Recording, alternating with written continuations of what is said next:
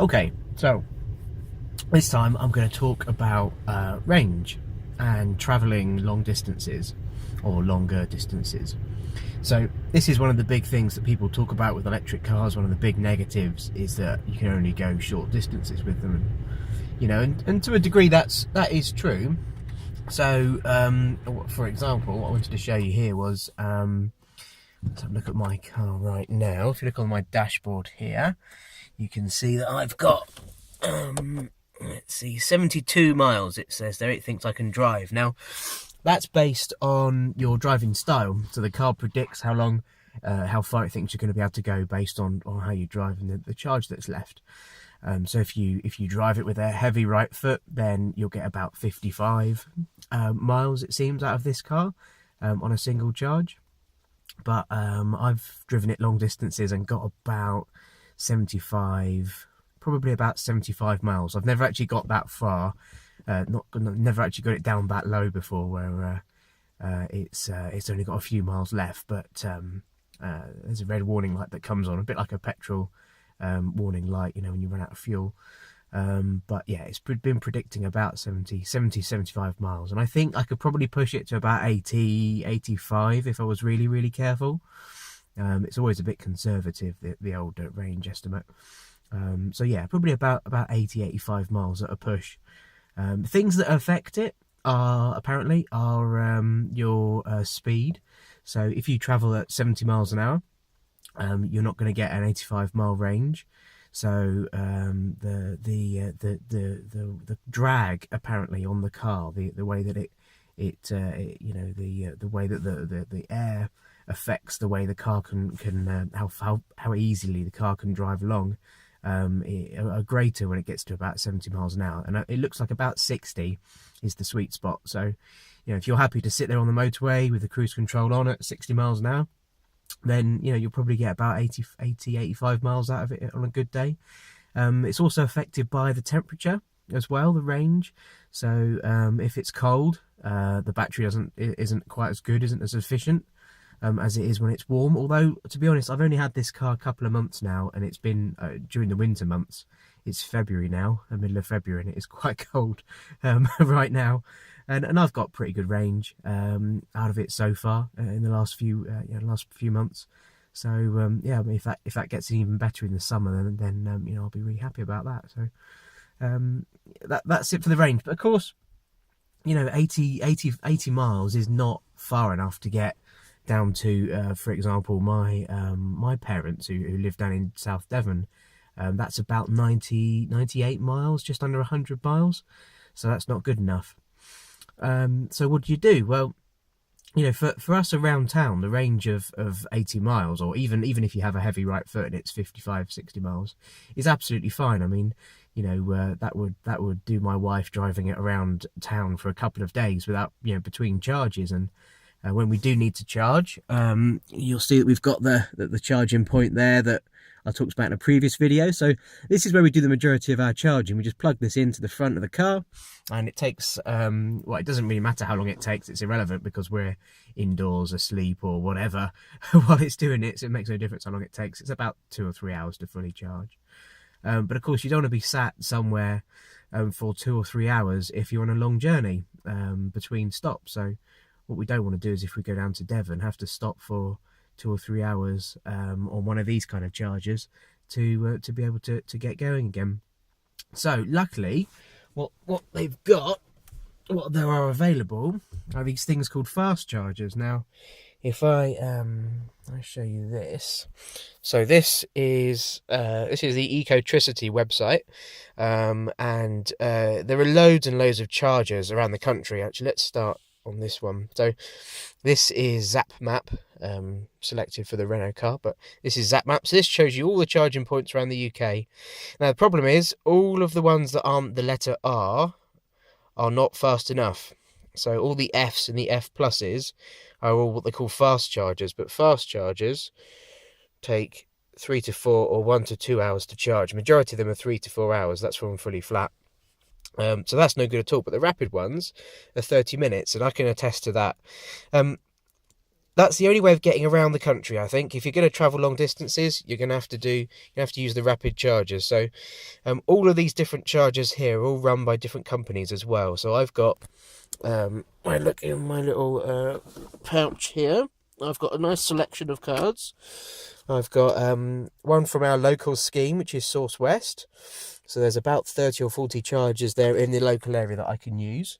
This one is another one. This is a Charge Master, the Polar Network, which is great. I've got another one here. And then, of course, this one is the one I use all the time. So this is the Ecotricity one. This card will get you access to all of these networks here. Now, these are all the fast charge networks. So these typically are at motorway service stations. They're a big box that you plug into. They currently support the Renault Zoe and the Nissan Leaf, and I think a couple of the others as well, with AC and DC charging. And you'll see that the different colour codes show which ones work with your car. Mine are the green ones. I need the AC chargers, so blue or green is good for me. Yeah, they're always at motorway services. They're always usually at a pretty good spot. And as you can see from this map here, you know, you've got most of the country covered. And the ones that I use, ooh, that's not very good. The ones that I use are the ones here. So if I can zoom in, I don't know if I've got an internet connection out here, so this might not work. Oh, we go.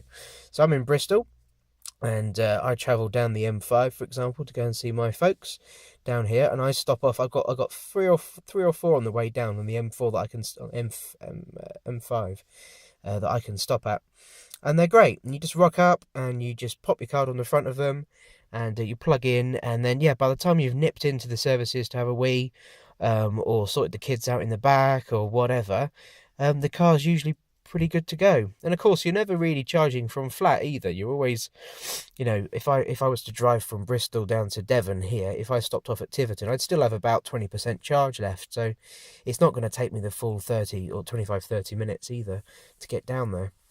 So it's all right. You know, these are really, really good. They do add a bit of time to the journey, you know, but I'll be honest, for the amount of long distance traveling we do, or you know, distance like distances that are longer than about 70 miles, which, you know, if you look on the map from Bristol where we live, that means we can get all the way around there. Basically, there's a big ring of places that we can get to and back from, more importantly, as well, on a single charge. Like we went to Cardiff the other week, got there and back, and get over to Newbury, and they got fast charger over there. We've got a trip here soon that we're doing, going up to Birmingham up here, so there's a bit of a black spot. We're going to have to stop off at one of these chargers here, I think, just for a top up, to be able to get up to Birmingham, and then the same on the other way. And they got a charger up there. So it does take a bit of planning, and you do need to know where you're going to stop.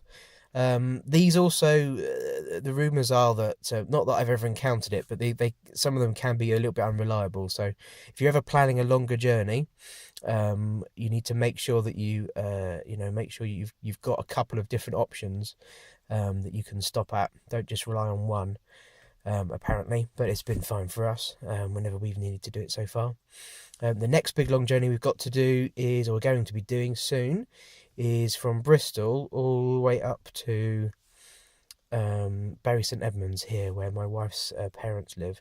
So that's going to be a tricky one, because we've got to figure out how we can get up there. This is the longest part where we're not going to have any charge, so we're going to be going from Milton Keynes to Bury St Edmunds there, which is about 75 miles.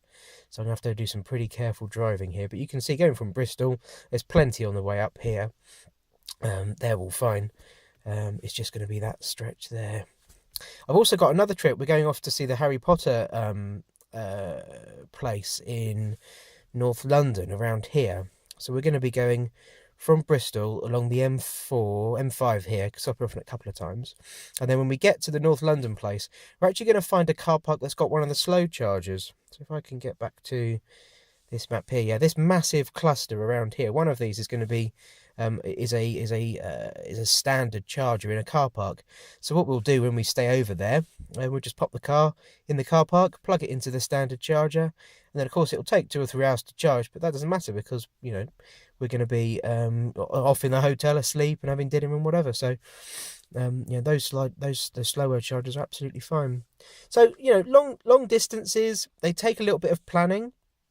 But for the amount that we're doing at the minute, the amount of long distances that we're doing, this is absolutely fine. You know, it does not make the journey. It so far hasn't made the journey much more arduous at all. And actually, I quite like the stops because I'm not a big fan of sitting in the car driving for many hours. I quite like the idea of being able to get out and stretch your legs every so often. So it's really good for us. So yeah, so that was a little bit on range and driving longer distances in electric cars. It's totally doable. Takes a little bit of planning while the infrastructure is still pretty basic. But you know, it's not hellish by any stretch. I'll do a video when we do the longer journey, the one off to Bury. I'll do another video about that as well, so you'll be able to see it live and see what it's like. But yeah, I hope that's given you a bit of an introduction into longer driving with electric cars. Okay, cheers then. Thanks a lot for watching, and I'll see you on another video.